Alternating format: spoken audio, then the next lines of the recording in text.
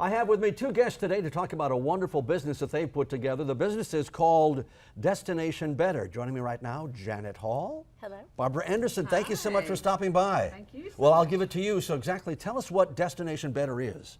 Well, Destination Better was formed because we see that people are really interested and want to know more about how companies are affecting the environment. So what are their environmental impacts, how they're treating their employees, and also what are they doing in the communities in which they work? How are they impacting them and even their customers? So what we do is we help companies figure out what those things are in relation to their company, and then we make a plan to make them better. Barbara, let me ask you, sometimes corporations, companies are their own worst enemies because they don't know how to tell their story.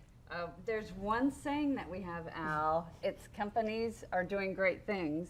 They just aren't telling their story. Oh, so we didn't say this before the air. I just want you to know We that. did not So, coach you. so why is it? Is it that they just don't think about that? Because I know we've all got media consultants and marketing people, but sometimes they don't think out of the box. Well, and it's interesting because I think they don't realize what people are looking for. And so consider like future employees. They want to work, especially the millennials and even more so the Generation Zs, want to work for a company that aligns with their values. And so they want to know that if they go to work for a company, that the company leadership is above board, that they're investing in their communities, that they have great human rights, they're treating their employees well, that they're not polluting, there's not something going on behind the scenes.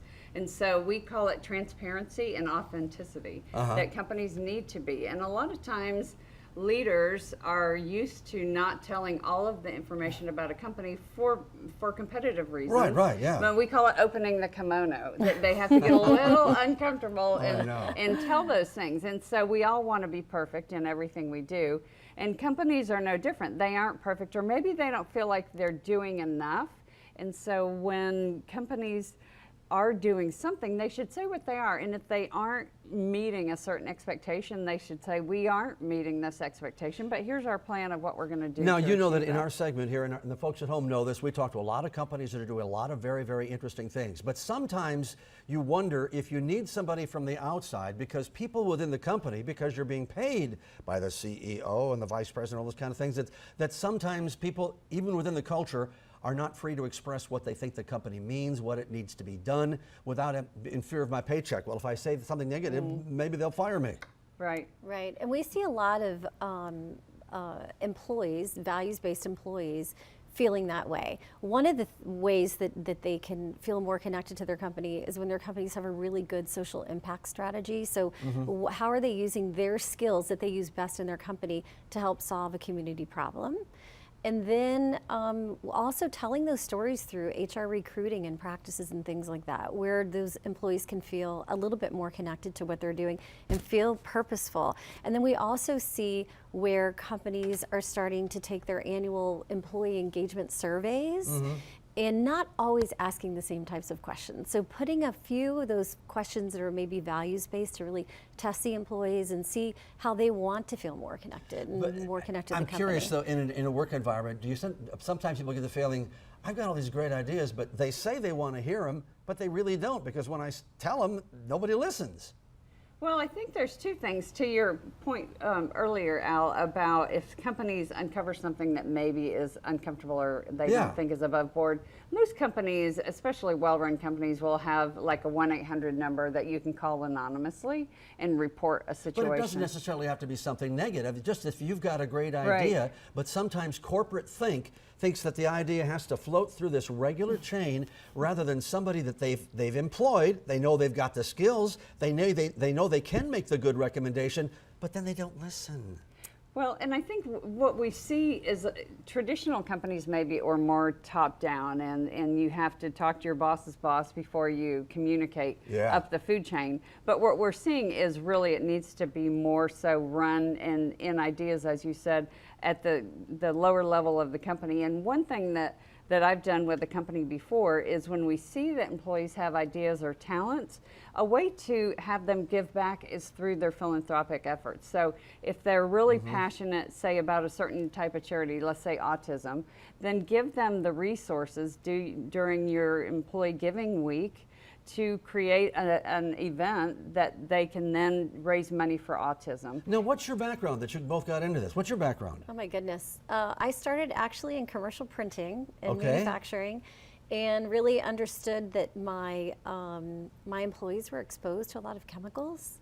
Oh. And yeah, and so we did a lot of environmental reporting and a lot of process. So where do breakdowns occur? So the last thing you want to do is deliver a print job and have someone, your customer, call and say, "There's a typo in here. Where do we fix the problem?" Right. Okay. So we become very process, database, data-driven company to make sure that breakdowns don't occur. And then I had some large corporate experience inside corporate responsibility. Yeah, so you've been there. Same with you, Yeah. Barbara. Right, and I started in the travel industry. I had a company before that focused on mystery shopping and how companies were giving great service or not. But in 2 rent-a-car companies, American Airlines, and then most recently Sabre, which is one of the largest providers of technology in the travel industry, where I was head of global corporate responsibility. So I've done this, built this from the inside out. Let's talk about something a little bit closer that you might be working with the West Central District in St. Petersburg. How's that going? Yes, so we actually are a subcontractor to the prime contractor VHB for the city of St. Pete. We're working right now on stakeholder engagement for the Integrated Sustainability Action Plan, and soon we will be working on the engagement for the West Central District. So yes, so lots of finding out how people are going to be affected by the West Central District project. Yeah. And then really starting to get businesses to talk to each other. A lot of times businesses don't talk to each other, even though they're neighbors. Well, and sometimes So- they don't think they have anything in common, when in reality, when you step back, they really do. Exactly. So Destination Better, I mean, what's your ultimate goal? I mean, are you busy 5 days a week already? 6 days a Oh, week? yeah. Oh gosh. So you have We plenty work of a lot. clients. Well, yeah, and in fact, in a couple of weeks, we're a nationally certified women-owned business, which Great. supplier diversity is one of the important things, a component of corporate responsibility. But yeah, we work, Al, we have everything from like the city-type government contracts up to a Fortune 15 company that's a logistics and distribution company. And so working with them in their distribution centers, which have miles and miles of conveyor belt of products flowing along them, which is very high-tech, and how can we help them take out and use less cardboard and maybe use reusable packaging Boy, you are materials thinking and of that everything, type of aren't thing. you? Yes, and also the wellness of the employees. Like if you're on the floor in a distribution center, ear protection and everything. So we look at everything. We call it social, environmental, and governance, or Okay. like how they're reporting. Well, the company is called Destination Better, and again, a women-owned business, which is interesting because Tampa Bay has the best market for women-owned businesses That's right. to be launched in the country, and it proves it with all It the guests proves we've it, had yeah. right here. Yes. Thank you for stopping by and integrating us into the, well, you use a lot of big words, but it means they make things work better, folks. That's right, better. Thank We you like for that stopping word. by. Thanks a lot. Al.